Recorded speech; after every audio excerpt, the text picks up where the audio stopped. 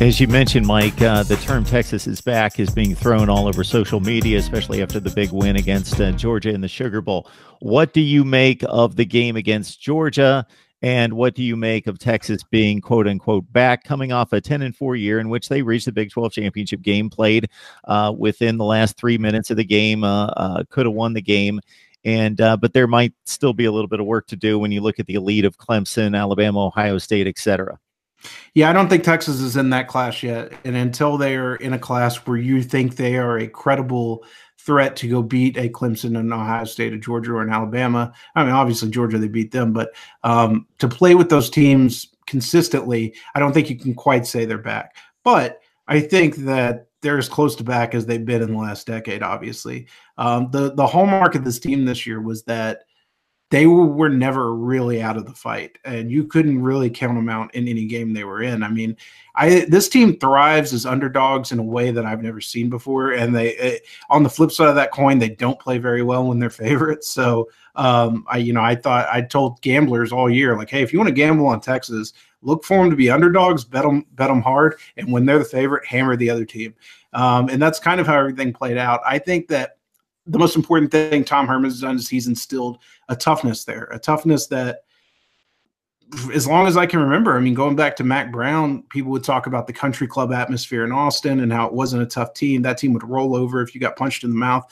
Texas did a lot of punching in the mouth this year, including Oklahoma in the first time they played them, including Georgia in the Sugar Bowl. And I think that they take a lot of cues from their quarterback. I think teams take on the personality of their quarterbacks, and Sam Ehlinger is as tough of a kid as I've ever covered at the high school level, as I've ever seen play at the college level, a kid who dealt with a tremendous amount of adversity in his life, losing his father at an early age. He plays the game with what I would call a Brett Favre level of recklessness. I mean, he does not care for his body at all, to the point where Texas coaches have had to talk to him to say, hey, you can't lay it on the line on every 3rd and 3. You know, we got to save some of those for other games. But the team's kind of taken that on. It's a hallmark of Tom Herman himself. It's a hallmark of Sam Ehlinger.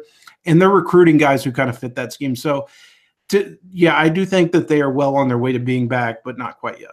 And based on what I saw even the season before, I would say that they were a tough team despite losing 6 games. You know, they take Oklahoma State to overtime on the road. They played Oklahoma close. They played everybody close. They played a very defensive-minded game.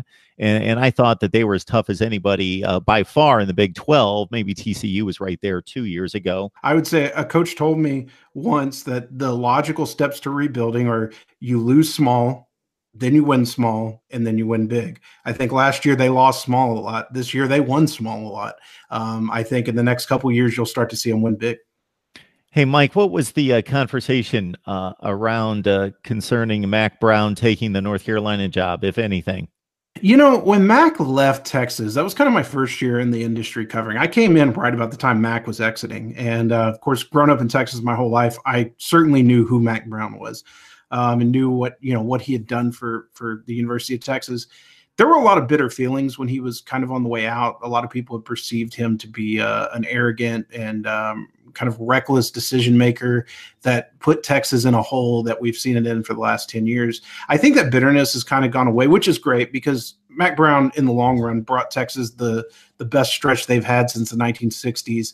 He restored them as the flagship university in the state. And I think people got to get over that and remember the guy for the good things he did.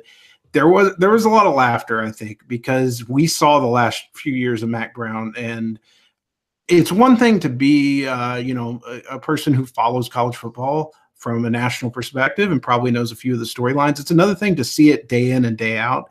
And I think that there were a lot of people who could have pointed to decisions Mac Brown made and said, that's not going to work in the next 2 or 3 years. And that's where it got him. Prime example was he got on and then immediately tried to hire Greg Robinson, his old defensive coordinator at Texas, like at North Carolina. And everybody was just like, oh, wow, Mac's going to get the old band back together. And thankfully, North Carolina rejected that idea. First of all, I would love it if Mac Brown had a great 4 or 5 years. I don't know how long he wants to coach in North Carolina, kind of brought them back to being a tough team and then rode off into his retirement in North Carolina. I think he's a good guy. I think he's done a lot. But yeah, I don't think anybody's that optimistic here. Mike Roach doing some outstanding work for Horns 247. Mike, we appreciate you stopping by to set us straight on Texas football. No problem. Anytime.